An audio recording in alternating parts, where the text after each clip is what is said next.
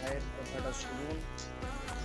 প্রত্যেকটা ব্যক্তি কত সুন্দর কথা বলেছে, আপনাদের রায় কি কমেন্টে দেবেন। বহুত হেভি কথা বলেছে। ভারতের সংবিধান সবারই জন্য সমান। তারা যদি সংবিধানকে মানে তাহলে আজ এই এক সপ্তাহ ধরে রেড রোড বন্ধ কেন? সরকারের কাছে জবাব চাই।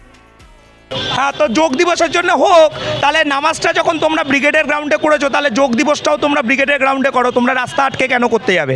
নিয়মটা সবার জন্য একরকম হবে। ভারতবর্ষে যখন জন্মেছে তখন নিয়ম প্রত্যেকের জন্য এক হবে। তাহলে আইনের কথা যদি আমি মানি, যদি কেউ রেড রোডে নামাজ পড়তে না পারেন, ভালো কথা, তাহলে সেখানে যোগ দিবসও রাস্তা আটকে কখনো করা উচিত না। তাহলে সেখানে ক্রিসমাসও কখনো রাস্তা আটকে করা উচিত না।